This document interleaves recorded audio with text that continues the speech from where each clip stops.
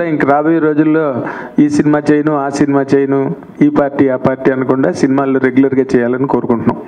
ఎందుకన్నా నువ్వేనా cinema advance ఇప్పుడే అడ్వాన్స్ చేస్తా? అడ్వాన్స్ ఇవ్వడానికి 10 మంది రెడీగా ఉన్నారు. నీ డేట్స్ కనుక ఉంటే ఇంగ్లీష్ నువ్వు హిందీ కన్నడ తిరుగుతుంటే ఎవరిస్తారు? అది కూడా సినిమానే, అది కూడా సినిమా రిలీజ్ అవుతుంది. సత్యదేవ్ గారు మీరు నాకు తెలిసి చాలా బ్రిలియంట్, కానీ అలీ గారిని పెట్టి అలీ గారిని ఒక క్వశ్చన్ అడిగి నేను చేశానని చెప్పడం అనేది, ఇది డబ్బింగ్ మనం ఎందుకు అవసరమా కాదా అని ఆలోచించి అలీ గారు మీరు చెప్తున్నారా? నిజంగా మీరు అలీ గారికి అంతకుముందు సీనియర్గా చేసున్నాడు కాబట్టి ముఫాసా క్యారెక్టర్లో అడుగుంటారా? చేశారు కాబట్టి అడిగాను అన్న. అంటే నేను అడిగిందే ఆబ్వియస్లీ ఆయన ఆల్రెడీ ఆ క్యారెక్టర్కి ఆల్రెడీ ఫేమస్గా వాయిస్ ఇచ్చున్నారు కాబట్టి అసలు ఆయన ఇదేంటి టేక్ ఏంటి నేను ఇవ్వచ్చా లేదా అంటే దానికోసం అడిగాను. ఆబ్వియస్లీ బ్రిలియంట్ ఏం లేదు ఊరికే. అలీ అన్న, మీరు నిజంగానే ఒక 1100 సినిమాలు పైన చేశారని తెలుసు నాకు. 1250. సారీ అన్న, నెంబర్ తప్పు చెప్పాను. 1250 సినిమాలు చేశారు.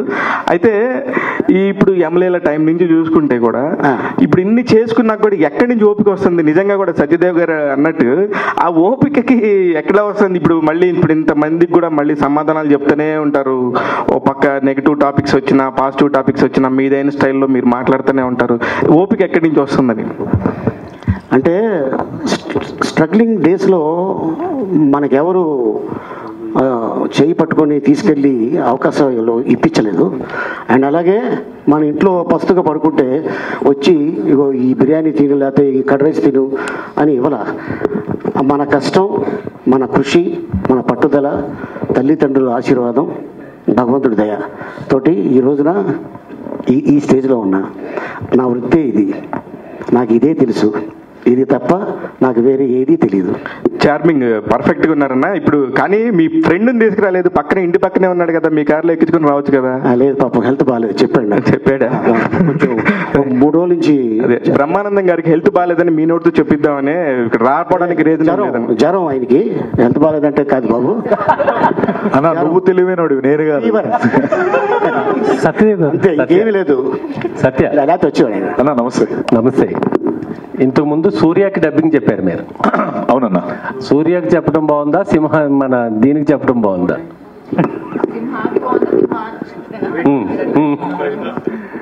అంటే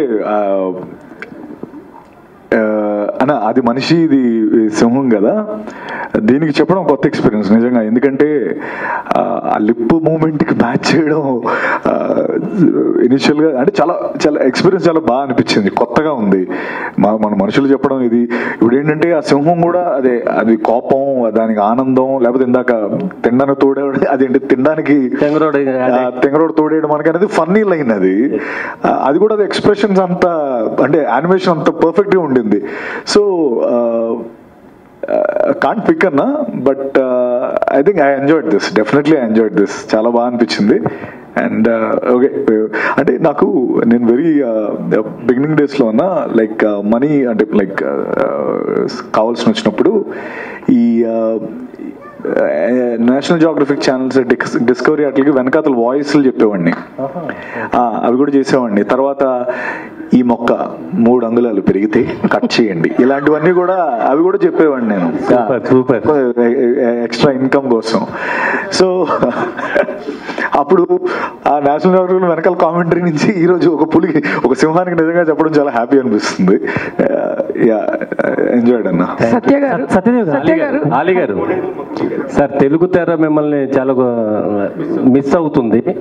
పవన్ కళ్యాణ్ గారితో ఎప్పుడు ఉంటుంది మీ సినిమా? చూడాలని ఉంది మాకు. నేను చెప్పాను కదా, నేను చేయడానికి రెడీ, రావాలి అవకాశం. అండ్ ఈ మధ్యన నాకు ఒక డైరెక్టర్ కనిపించి త్వరలో మనం కలుస్తున్నాం అని ఆయన చెప్పడం జరిగింది.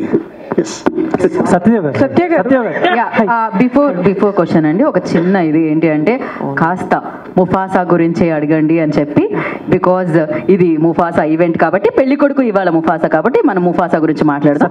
సో ఐ కైండ్లీ రిక్వెస్ట్ అన్నమాట.